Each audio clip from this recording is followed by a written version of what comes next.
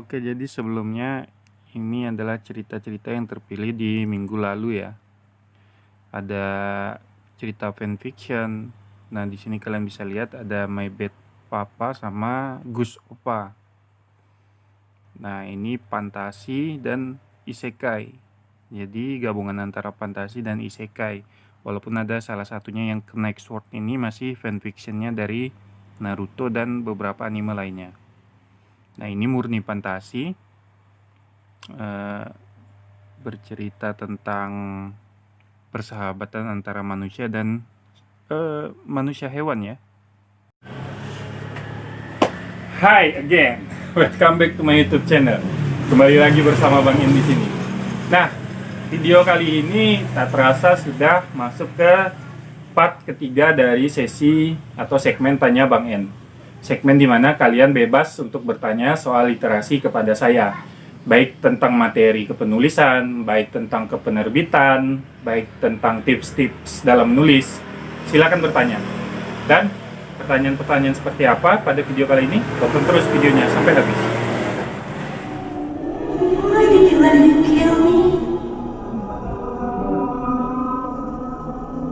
Oke, saya sudah mengantongi 5 buah pertanyaan yang menurut saya menarik. Dan dari sekian banyak pertanyaan yang masuk, ada beberapa yang sudah saya jawab di video sebelumnya. Kalian bisa lihat di Tanya Bang N1 atau Tanya Bang N2 jika bertanya soal bagaimana membuat feel dalam satu cerita. Nah, untuk kali ini juga ada banyak sekali pertanyaan mengenai terbit mayor. Ini salah satu pertanyaannya ya dari saudari Sri Yuliasih ya. Bang, gimana caranya supaya karya kita dilirik penerbit mayor? Dan gimana caranya membuat ending suatu cerita itu benar-benar ngena dan buat pembaca susah move on? Oke, jadi sebenarnya ada beberapa pertanyaan, cuma simple ya, jadi mudah lah untuk saya jawab. Bagaimana supaya cerita kita dilirik oleh penerbit? Tidak memungkiri ya, jika penerbit mayor itu tetap mencari suatu cerita yang dari penulis yang memiliki fanbase yang besar. Fanbase itu pembaca ya, jadi fans bisa dibilang fansnya dari penulis.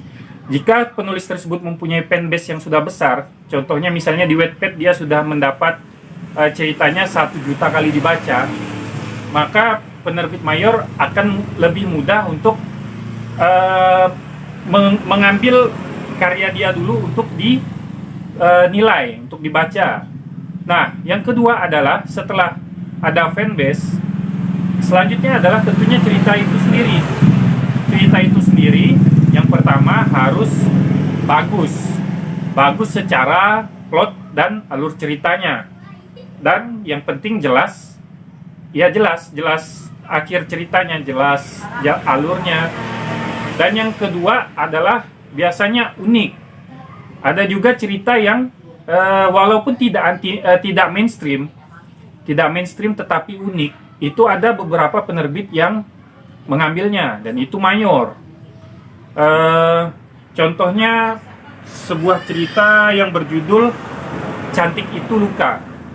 Nah, itu cerita yang unik tetapi terbit mayor. Saya lupa nama penulisnya, Eka apa gitu. Tapi ya itu salah satu contohnya ya, yang dari Sri Yuliasih.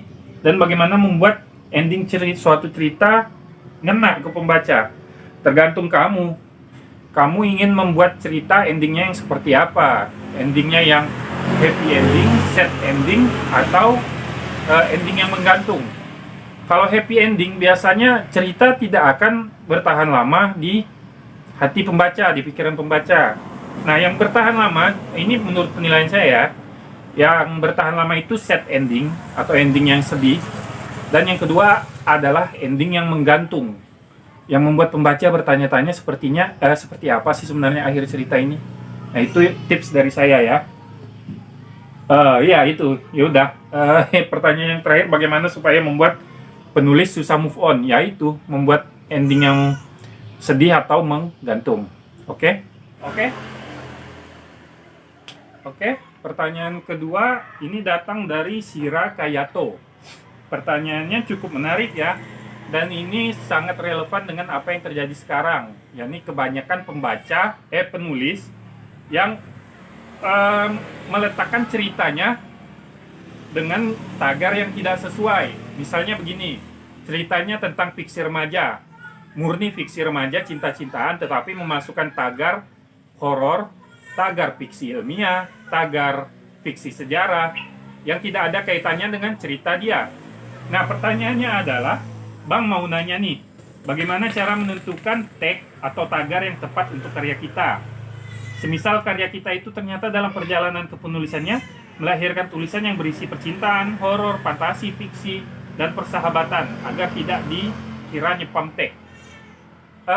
Jika begitu pertanyaannya adalah sebenarnya tentukan dari awal kalian ingin menulis cerita bergenre apa. Dan jika kalian sudah tahu genrenya, itulah pakem untuk tagar kalian. Misalnya kalian ambil genre horor, ya pasti kalau misalnya kalian mau tambahkan tag pun adalah tagnya misalnya horor, seram, hantu, menakutkan, dan hal lainnya yang berhubungan dengan horor. Tidak mungkin kalian menyantumkan romance, percintaan, walaupun memang ada bumbunya, cuman sedikit.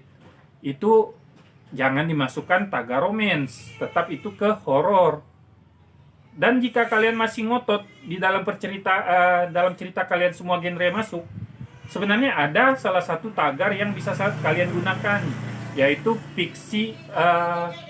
fiksi umum dan random, cerita random, tagarnya random. Nah, itu bisa kalian gunakan. Jadi jangan jangan semena-mena lah. Dalam cerita kalian hanya ada setitik aja, misalnya cerita tentang romance, walaupun genrenya bukan romance, kalian masukkan tagar romance. Terus ada sedikit horornya dikit, entah itu karena hal apa tiba-tiba ada horor di dalam cerita, itu aneh sih. Tetapi kalian masukkan horor tagarnya, itu juga jangan, karena kasihan bagi penulis yang memang berada di genre tersebut. Oke, pertanyaan yang ketiga dari Aulia Turahmi. Kak mau nanya, gimana sih bikin cerita kita itu hidup dan bikin orang menunggu momen keluarnya peran utama? Bikin cerita kita hidup sebenarnya sama saja dengan membuat cerita kita lebih ngefeel ya. Itu udah saya jawab sih di video sebelumnya yang ditanya Bang N1. Ya, ditanya Bang N1 ada. Cara membuat cerita kita hidup tentunya pastinya membuat cerita kita itu sangat manusiawi ya, sangat masuk ke nalar maksudnya. Jangan membuat cerita dengan tokoh utama yang terlalu sempurna ya, seperti yang saya sebutkan di video sebelumnya juga, kecuali untuk cerita fantasi ya. Tetapi fantasi pun harus kalian buat suatu teori yang membuat hal tersebut masuk akal. Nah, itu caranya, cara menghidupkan cerita seperti itu. Dan ditambah kalian dalam menulis biasakan menggunakan 5 panca indera dalam narasinya. 5 panca indera kalian tahu lah ya. Misalnya di dalam cerita diceritakan tokoh mencium aroma, misalnya ini cerita horor, mencium aroma bau kemenyan, terus bulu kuduknya merinding, dan segala macam yang mencerminkan perasaan dari 5 panca indera. Karena ini membuat pembaca seakan-akan ikut merasakan. Nah, seperti itu ya. Terus bagaimana dan bikin orang nunggu banget keluarnya peran utama. Peran utama biasanya di awal sudah keluar. Tetapi jika kalian misalnya menahan di bagian awal hingga sampai baru di pertengahan bab pertama si tokoh utama baru keluar, itu buatlah narasi yang membuat pembaca penasaran. Misalnya di narasi kalian mengungkapkan entah itu kelebihan atau kekurangan, biasanya sih akan lebih ditunggu, yaitu dia mempunyai kekurangan tetapi orangnya sangat luar biasa. Nah, itu pembaca akan menanti-nanti siapa peran tokoh utamanya. Dan ketika narasi kalian sudah berhasil membangun rasa penasaran, begitu tokoh utama keluar, maka ya sesuai ekspektasi pembaca ya. Maksudnya kembali ke ekspektasi pembaca, apakah sudah sesuai, sudah mereka tunggu-tunggu atau tidak. Kita tidak bisa memaksa, tetapi kita hanya bisa membangun yang seperti saya sebutkan tadi. Oke, kita kedatangan tamu kecil dan saya lanjutkan untuk pertanyaan yang keempat. Yang pertanyaan keempat ini dari Blank ya, saya tidak tahu cewek atau cowok, namanya Blank, nama Facebooknya. Dia bertanya soal penggunaan huruf kapital. Sebenarnya penggunaan huruf kapital bisa kamu pelajari di Puebi ya. Ini ada kok di Google Play Store juga aplikasinya, namanya Puebi. Nah, pertanyaannya adalah menggunakan kata sapaan di dalam memanggil, menggunakan kata sapaan. Jadi huruf kapital, huruf besar atau tidaknya ya. Contoh yang pertama di dialog pertama kalian bisa baca, aku nggak mau mama sakit lagi, ucap Linda. Nah, yang dipertanyakannya adalah kata mamanya, harusnya besar atau kecil. Jika dari contoh, maka mamanya huruf M awal harus huruf besar, karena ini merupakan kata sapa. Kata sapa kita kepada seseorang, mama, ya, jadi harus huruf besar. Nah, di contoh yang kedua, ayo sini duduk dekat mama. Ini benar, karena di dialog ini yang saya tangkap adalah si ibu sendiri yang menyuruh anaknya duduk di samping dia. Jadi ketika kita memanggil nama panggilan kita yang biasa mereka sebut, yang biasa anak atau siapapun panggil ke kita, itu jangan menggunakan huruf besar, tapi tetap huruf kecil. Seperti itu ya. Jadi semoga membantu, dan jika masih belum, kalian bisa download aplikasinya di Play Store seperti yang saya bilang. Buka saja Puebi. Oke, pertanyaan yang terakhir dari Ariana Park ya. Kalian bisa baca sendiri, Ariana Park. Apakah narasi puitis mempengaruhi sebuah karya? Jika iya, bagaimana cara membuatnya, Bang? Mohon diberi jawaban. Jadi, narasi yang puitis atau kalimat puitis itu pengindah ya. Ibaratnya kita ada suatu rumah yang besar, terlihat mewah, tetapi jika interior dan desainnya tidak bagus, maka kurang menarik juga. Tetapi jika terlalu berlebihan juga tidak akan bagus, karena membuat orang membuat orang malah enek melihatnya. Contohnya lain lagi, misalnya kue ya, kue donat yang sudah pas manis, tetapi jika dengan tambahan topping yang berlebihan juga tidak akan enak jadinya. Nah, seperti itu. Jadi narasi puitis itu kembali lagi ke keperluan cerita yang kita buat. Jadi misalnya kalian bisa memunculkan narasi puitis saat momen yang tepat. Misalnya gimana? Misalnya saat momen romantis antara tokoh utama. Nah, itu munculkan narasi puitis. Tetapi jika tidak, maka tidak perlu bernarasi puitis. Kalian cukup narasi yang biasa saja. Dan kalian juga bisa memunculkan narasi puitis saat tokoh kalian sedang melakukan monolog. Dan itu yang memang monolognya mengenai perasaan dari si tokoh utama. Nah, itu kalian bisa gunakan. Oke? Ini jawaban dari saya. Jadi sesuaikan porsi dari cerita kalian. Jangan berlebihan, jangan juga kurang ya. Tapi ini untuk cerita romance dan cerita-cerita genre lain yang ada masuk romance-nya. Jadi jika tidak ada romance, tidak perlu untuk puitis. Buat apa?